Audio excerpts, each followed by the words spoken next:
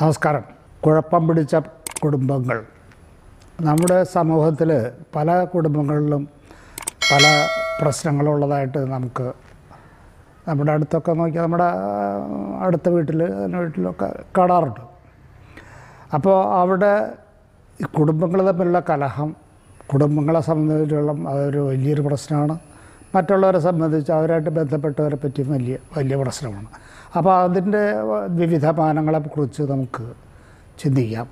വ്യക്തികൾ തമ്മിലുള്ള സ്വരച്ചേർച്ചയില്ലായ്മ, കുടുംബനാഥനും കുടുംബാംഗങ്ങളും തമ്മിലുള്ള സ്വരച്ചേർച്ചയില്ലായ്മ, ഭാര്യയും ഭർത്താവും തമ്മിലുള്ള സ്വരച്ചേർച്ചയില്ലായ്മ, മക്കൾ തമ്മിലുള്ള പ്രശ്നങ്ങൾ, ഇവരെല്ലാം കൂടി ഉൾപ്പെടുന്ന പ്രശ്നങ്ങൾ, അങ്ങനെ വിവിധ തരത്തിലുള്ള ആയിട്ട് ഇവയെ നമുക്ക് തരംതിരിക്കാം. ഇപ്പോൾ സാധാരണ ഞാനിതൊക്കെ കൈകാര്യം ചെയ്യുമ്പോൾ എനിക്ക് തോന്നിയിട്ടുള്ളത് ഏറ്റവും പ്രധാനമായിട്ടുള്ള ഒരു കാര്യം സാമ്പത്തികമായിട്ടുള്ള പ്രശ്നങ്ങളാണ്. ഉദാഹരണമായിട്ട് ഒരു വീട്ടിലൊരു ഭാഗം, അതായത് നമ്മൾ ഇൻഹെറിറ്റൻസ് പണം അത് വിതരണം ചെയ്യുക, അങ്ങനെയൊക്കെയുള്ള പ്രശ്നങ്ങൾ വരുമ്പോൾ മിക്കവാറും പല കുടുംബങ്ങളിലും ഒരു 70-80% കുടുംബങ്ങളിൽ ഇത് നന്നായിട്ട് നടക്കാറില്ല. തമ്മിൽ അഭിപ്രായം എല്ലാവർക്കും, അതായത് സെൽഫിഷ്നെസ്സാണ്. എല്ലാവർക്കും എനിക്കെല്ലാം വേണം, മറ്റുള്ളവർക്ക് വേണ്ട എന്നുള്ളൊരു തോന്നൽ എനിക്ക് എന്താണെന്ന് പറയാൻ പറ്റില്ല. അങ്ങനെയാണ്. അപ്പോൾ ആ പ്രശ്നത്തിൽ സാധാരണയായിട്ട് പാരൻ്റൽ ഫേവറേറ്റിസം, ഇപ്പോൾ അച്ഛനും അമ്മയ്ക്കും, ഇപ്പോൾ അമ്മയ്ക്ക് ഇളയ കുട്ടിയോട് കൂടുതൽ ഇഷ്ടം, അച്ഛനും മൂത്ത കുട്ടിയോട് കൂടുതൽ ഇഷ്ടം. അത് വാസ്തവത്തിൽ ഒരു രണ്ടുപേരും എല്ലാവരോടും തുല്യമായിട്ട് നോക്കുകയാണ്. കുടുംബത്തിൽ തന്നെ ഒരു ഡെമോക്രസി വേണം, ഡെമോക്രാറ്റിക്കായിട്ട് കാര്യങ്ങൾ ചെയ്യണം, തുല്യത എല്ലാവർക്കും കൊടുക്കണം. പക്ഷെ പല കുടുംബങ്ങളിലും അത് കാണാറില്ല. കുടുംബാംഗങ്ങൾ തമ്മിലുള്ള പടലപ്പിണക്കം എല്ലായിടത്തും ഉണ്ട്. ഇപ്പോൾ രാഷ്ട്രീയ പാർട്ടിയിൽ കാണാറില്ലേ, സമൂഹത്തിൻ്റെ പല ഭാഗത്തും ഇല്ലേ പടലപ്പിണക്കം. അതുമാതിരി കുടുംബങ്ങളിലുണ്ട്. ഇപ്പോൾ മൂത്തവൻ അതിൽ കിട്ടണം, അതിൽ രണ്ടാമത്തവൻ, മൂന്നാമത്തവൻ, നാലാമത്തവൻ, അല്ലെ ആകെ ഒരു കുട്ടി മാത്രം ഉണ്ടെങ്കിൽ മാത്രം ഈ ഇൻഹെറിറ്റൻസ് കൊടുക്കുന്നതിൽ വഴക്കില്ലാണ്ടിരിക്കുള്ളൂ. മിക്കതിലും കാണാറുണ്ട്. പിന്നെ ഒരു പ്രശ്നം, ഇപ്പോൾ നമ്മളൊരു മലയാള സിനിമയുണ്ട്, അതിലൊരു രാഷ്ട്രീയ പ്രവർത്തനത്തിൽ ഏർപ്പെടുന്ന 2 പേരുണ്ട്. ഒരാൾ ഒരു പാർട്ടി, കോൺഗ്രസ് പാർട്ടി, ഒരാൾ കമ്മ്യൂണിസ്റ്റ് പാർട്ടി. അത് വീട്ടിൽ വന്ന് വഴക്കുണ്ടാക്കണം. നമ്മളെല്ലാവരും കണ്ടിട്ടുണ്ടാവും സിനിമ. അതിൽ വഴക്കുണ്ടാക്കണം. അതൊരു നല്ല നർമ്മത്തോടുകൂടി അത് അവതരിപ്പിച്ചിട്ടുണ്ട്. അതുമാതിരിയുള്ള സന്ദർഭങ്ങൾ പല വീടുകളിലും കാണാറുണ്ട്. അപ്പോൾ നമ്മുടെ വാല്യൂ സിസ്റ്റംസ്, നമ്മുടെ സംസ്കാരം, നമ്മൾ ഒരുമിച്ചുള്ള സ്ഥലത്താണെങ്കിലും ഓരോ വ്യക്തികൾക്കും ചെറിയ വ്യത്യാസങ്ങളുണ്ടാകും. ആ വ്യത്യാസങ്ങൾ പലപ്പോഴും വഴക്കുകളിലേക്കും പ്രശ്നങ്ങളിലേക്കും മാനസിക പ്രശ്നങ്ങൾ, ചിലപ്പോൾ ഈ പ്രശ്നങ്ങളെല്ലാം മാനസിക രോഗത്തിലേക്കും പ്രശ്നങ്ങളിലേക്കും നയിക്കാവുന്നതാണ്. പിന്നെ ഇതിനുള്ളൊരു കാരണമായിട്ട് നമുക്ക് പറയാവുന്നത് കമ്മ്യൂണിക്കേഷൻ ബ്രേക്ക് ഡൗണാണ്. നമ്മുടെ ആശയവിനിമയം പലപ്പോഴും നമ്മൾ പറയുന്ന കാര്യങ്ങൾ കേൾക്കുന്ന ആളത് തെറ്റിദ്ധരിക്കപ്പെടുക, അവിടെയാണ് പ്രശ്നം വരുന്നത്. നമ്മൾ മനസ്സിൽ ഉദ്ദേശിക്കാത്ത കാര്യങ്ങൾ മനസ്സിലാക്കുക, അതാണ് അവിടെ പ്രശ്നം വരുന്നത്. അപ്പോൾ ഏത് തരത്തിലാണ് ശരിയായി ആശയവിനിമയം ചെയ്യേണ്ടതെന്നുള്ളൊരു പരിശീലനം ആ കുടുംബത്തിൽ കൊടുത്താൽ കുറേ കാര്യങ്ങൾ വ്യത്യാസപ്പെടും. അതുകൊണ്ട് എപ്രകാരമാണ് ഇതൊക്കെ നേരിടുക എന്നുള്ളതിന് പറയാം. ഒന്നാമത് നല്ലൊരു കൗൺസിലിംഗ് എന്ന് പറഞ്ഞാൽ അതൊരു ന്യൂട്രൽ കൗൺസിലറായിരിക്കണം. അയാൾ നിഷ്പക്ഷമായിരിക്കണം. അയാൾ നിഷ്പക്ഷനാണെന്ന് ആ കുടുംബാംഗങ്ങൾക്ക് എല്ലാവർക്കും ബോധ്യമാവുകയും വേണം. അങ്ങനെയുള്ളൊരു നിഷ്പക്ഷനായിട്ടുള്ളൊരു വ്യക്തിയാണ് ഇവയെ കൈകാര്യം ചെയ്യാൻ യോഗ്യനായിരിക്കും. പിന്നെ ഏത് പ്രശ്നത്തെയും കൈകാര്യം ചെയ്യുന്ന പോലെ നമ്മൾ ഇതിനെയും ആദ്യം കാര്യങ്ങൾ പഠിക്കുക, പിന്നെ എന്തൊക്കെ പ്രശ്നങ്ങളാണെന്ന് മനസ്സിലാക്കുക, എന്നിട്ട് അവയെ നേരിടുക. അങ്ങനെ ഒരു 3 സ്റ്റേജിൽ കൂടി വരികയാണെങ്കിൽ പ്രശ്നങ്ങൾ പരിഹരിക്കാൻ എളുപ്പമാണ്. അങ്ങനെ നമ്മുടെ സംഘർഷങ്ങൾ ഏതൊക്കെയാണെന്ന് മനസ്സിലാക്കി അവയെ നേരിടാൻ എളുപ്പമായിരിക്കും. അതിനു വേണ്ടത് നമ്മൾ ആശയവിനിമയത്തിൽ നല്ല രീതി സ്വീകരിക്കണം, നന്നായി ആശയവിനിമയം ചെയ്യണം. ഓരോ അംഗങ്ങൾക്ക് പ്രശ്നമുള്ളവരെ പ്രത്യേകിച്ച് ശ്രദ്ധിച്ച് അവരെ നോക്കണം, അവർ തമ്മിലുള്ള ആശയവിനിമയം ചെയ്യണം. ഞാനത് സാധാരണ എൻ്റെ പ്രത്യേക ഒരു സ്റ്റൈൽ എന്താണെന്ന് വെച്ചാൽ 3 ഇഷ്യൂ സൈക്കോതെറാപ്പി എന്ന് പറഞ്ഞൊരു സൈക്കോതെറാപ്പി ഞാൻ വികസിപ്പിച്ചെടുത്തിട്ടുണ്ട്. അതിൽ എല്ലാ പ്രശ്നങ്ങളും ഈ 3 വിഭാഗങ്ങളെടുത്തിരിക്കും. ഒന്നാമതായത് പരസ്പര സ്നേഹമുണ്ടായിരുന്ന ഒരു കാലഘട്ടം, പരസ്പര സ്നേഹം, വിശ്വാസം ഉണ്ടായിരുന്നൊരു കാലഘട്ടം അവർക്കുണ്ടായിരിക്കും. അത് കഴിഞ്ഞിട്ടാണ് അവർ സംഘർഷത്തിൽ പോയിരിക്കുന്നത്. പിന്നെ സംഘർഷത്തിലേക്ക് ഉണ്ടായ കാലഘട്ടം.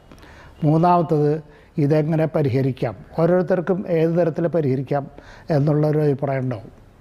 അപ്പോൾ ഞാൻ സാധാരണ പറയാറുള്ളത്, ആദ്യത്തെ ഘട്ടത്തിലേക്ക് നിങ്ങൾ ഒരു ഭാര്യയും ഭർത്താവും തമ്മിൽ വഴക്കായിട്ട് എൻ്റെ അടുത്ത് വന്നു.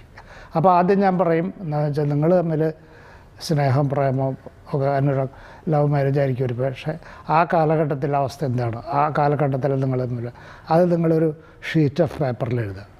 പിന്നെ സംഘർഷം ഉണ്ടായ കാലഘട്ടത്തിലെ കാര്യങ്ങൾ, എന്ത് തമ്മിലെ അഭിപ്രായ വ്യത്യാസം, അതൊരു ഷീറ്റ് ഓഫ് പേപ്പറിൽ എഴുതുക. അവസാനം ഇതെങ്ങനെ പരിഹരിക്കാം എന്നുള്ളത് നിങ്ങളുടെ അഭിപ്രായം, അതൊരു ഷീറ്റ് ഓഫ് പേപ്പറിൽ. അപ്പോൾ ആദ്യത്തെ 10 ദിവസം നിങ്ങളുടെ സ്നേഹമുള്ള കാലഘട്ടത്തെപ്പറ്റി ചർച്ച ചെയ്യുകയും അതിൽ ജീവിക്കുകയും ചെയ്യുക.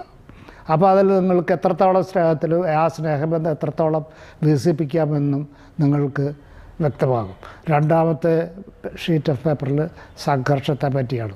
അപ്പോൾ ആദ്യത്തെ ഷീറ്റ് ഓഫ് പേപ്പർ നിങ്ങൾ സക്സസ്ഫുള്ളായിട്ട് നിങ്ങൾ വിജയപൂർവ്വം കഴിഞ്ഞു കഴിഞ്ഞാൽ രണ്ടാമത്തെ ഷീറ്റ് ഓഫ് പേപ്പറിലെ കാര്യങ്ങൾ പറയാൻ നിങ്ങൾക്ക് കൂടുതൽ കഴിവുണ്ടാകും. അപ്പോൾ ആ സംഘർഷത്തെ വേറൊരു കോഡിലൂടെ, വേറൊരു ദിശയിലൂടെ, വേറൊരു മൃദുവായ വീക്ഷണത്തിലൂടെ കാണാനും ആ സംഘർഷങ്ങളെ വേറൊരാളുടെ സഹായമില്ലാതെ തന്നെ പരിഹരിക്കാനും കഴിയുന്ന രണ്ടാമത്തെ ഘട്ടം. മൂന്നാമത്തെ ഘട്ടത്തിലേക്കാണ് എൻ്റെ സഹായം ആവശ്യം വരും. അപ്പോൾ പലപ്പോഴും സഹായം ആവശ്യമില്ലാതെ തന്നെ പല പ്രശ്നങ്ങളും പരിഹരിക്കാൻ കഴിയും. അതാണ് 3 ഇഷ്യൂ സൈക്കോതെറാപ്പി എന്ന് പറയുന്നത്. പിന്നെ ഉള്ളത് നമ്മൾ കുടുംബാംഗങ്ങൾ തമ്മിലുള്ള പ്രശ്നങ്ങളാണ്. ഒരു വ്യക്തി അയാളുടെ ഭാഗം മാത്രം ചിന്തിക്കുക, എൻ്റെ കാര്യം, എൻ്റെ സ്വത്ത്. ഇപ്പോൾ കുടുംബാംഗങ്ങളൊക്കെ കല്യാണം കഴിച്ചിട്ടുണ്ടാവും. അപ്പോൾ അവർക്ക് കുടുംബമുണ്ടാവും. അവരുടെ കുടുംബത്തിൻ്റെ കാര്യം മാത്രം ആലോചിക്കും. മറ്റുള്ളവർക്ക് എന്തോ വേണം, അവരുടെ ആവശ്യം എന്താണ്, അത് ചിന്തിക്കാതിരിക്കുക, അതിനെപ്പറ്റി സംസാരിക്കുക. അപ്പോൾ കൺസിഡറേഷൻ ഓഫ് അതേഴ്സ്, മറ്റുള്ളവരുടെ കാര്യങ്ങൾ ചിന്തിക്കുക. അപ്പം തന്നെ സംഘർഷത്തിൽ കുറേ കാര്യങ്ങൾ ഉണ്ടാവും. പിന്നെയുള്ളത് പ്രോബ്ലം സോൾവിങ് തെറാപ്പി എന്ന് പറഞ്ഞു. അത് ചുരുക്കത്തിൽ നേരത്തെ പറഞ്ഞ മാതിരി തന്നെ പ്രശ്നങ്ങളെന്താണെന്ന് മനസ്സിലാക്കി ആ സംഘർഷങ്ങളെ പടിപടിയായി നേരിടുക, ലഘൂകരിക്കുക, അത് ആവർത്തിക്കാതിരിക്കാനുള്ള സാങ്കേതികവിദ്യ ഉപയോഗിക്കുക. അതൊക്കെയാണ് പ്രോബ്ലം സോൾവിങ് തെറാപ്പിയുടെ അടിസ്ഥാനം. ഉദാഹരണമായിട്ടൊരു ഭാര്യയും ഭർത്താവും എന്നോട് തോന്നുന്നു. അപ്പോൾ ഭർത്താവിനൊരു വിവാഹേതര ബന്ധമുണ്ട്. അപ്പോൾ അത് മനസ്സിലാക്കി അദ്ദേഹം ഭാര്യയോട് പറഞ്ഞു, അത് ഞാനിനി ആവർത്തിക്കില്ല. പക്ഷേ അയാൾ വാക്ക് പാലിക്കാറില്ല, ഇടയ്ക്ക് ഇങ്ങനെ അയാൾ സ്ലിപ്പ് ചെയ്യാറുണ്ട്. അപ്പോൾ അത് വരുമ്പോൾ ഭാര്യയ്ക്ക് വലിയ പ്രശ്നമാണ്. അപ്പോൾ അവർ തമ്മിലുള്ള കമ്മ്യൂണിക്കേഷൻ അപ്പോൾ ആദ്യം ഞാൻ പറഞ്ഞത്, അവർക്കിനി വാട്സാപ്പ് മെസ്സേജ് അയക്കരുത്, അവരായിട്ട് ഫോണിൽ ചെയ്യരുത്. അങ്ങനെ വളരെ അതിൻ്റെ ദൂഷ്യഫലങ്ങൾ നിങ്ങളുടെ കുടുംബം തകരും, കുട്ടികളുടെ ഭാവി, അവരുടെ പഠിപ്പ്. ഇത് നിങ്ങൾ ഇങ്ങനെ വഴക്കായി തുടങ്ങിക്കഴിഞ്ഞാൽ പിന്നെ അവർ പഠിക്കാനും അവർക്ക് തന്നെ ഒരു മനസ്സിന്, കുട്ടികൾക്ക് ആവശ്യപ്പെടുക അച്ഛനമ്മമാരുടെ സുരക്ഷിതത്വമാണ്. സുരക്ഷിതത്വം നമ്മൾ മനസ്സിലാക്കുന്നതിൽ കൂടുതൽ അച്ഛനമ്മയും സന്തോഷമായിട്ടിരിക്കുന്നതിന് താല്പര്യം മക്കൾക്കുണ്ട്. അതൊക്കെ പറഞ്ഞ് മനസ്സിലാക്കി കുറേ കഴിഞ്ഞപ്പോൾ അദ്ദേഹം വളരെ കർശനമായൊരു നിലപാടെടുക്കുകയും അദ്ദേഹത്തിൻ്റെ വിവാഹേതര ബന്ധം അവസാനിപ്പിക്കുകയും അവർ തമ്മിലുള്ള സന്തോഷപൂർവ്വം അവർ 2-3 സെഷൻ കഴിഞ്ഞതോടുകൂടി അവർ പഴയ നിലയിലേക്ക് വരികയും ചെയ്തു. ഇതൊരു ഉദാഹരണമാണ്. അപ്പോൾ ഇതുമാതിരിയുള്ള ഉദാഹരണങ്ങൾ നമ്മൾ സമൂഹത്തിൽ പല കാര്യങ്ങളിലും ഇങ്ങനെ സംഘർഷങ്ങൾ, കുടുംബബന്ധം, പല 3-4 പേര് ഇടപെടുന്ന പ്രശ്നങ്ങൾ സങ്കീർണമായിരിക്കുകയാണ് ചെയ്യുന്നത്.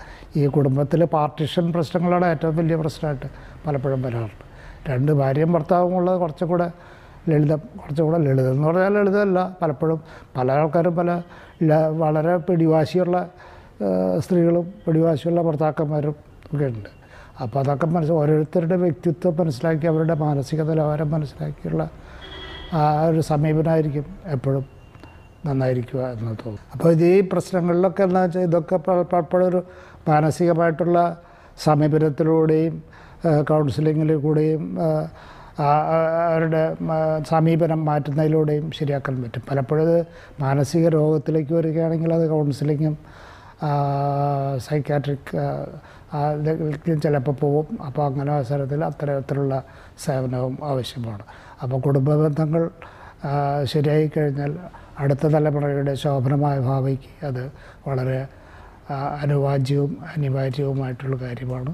അത് ഇത്തരം പ്രശ്നങ്ങൾ മുളയിലെ നുള്ളിക്കളഞ്ഞ് ഇപ്പം നമ്മുടെ ഭാവി തലമുറയുടെ മാനസികവും ശാരീരികവുമായ ആരോഗ്യത്തെ മനസ്സിലാക്കി അത് കുടുംബാംഗങ്ങൾ അതിന് തടയിടുകയും നല്ല ഭാവിയെ മനസ്സിലാക്കി ജീവിക്കുകയും വേണ്ടത് അത്യാവശ്യമായിട്ടുള്ള കാര്യം.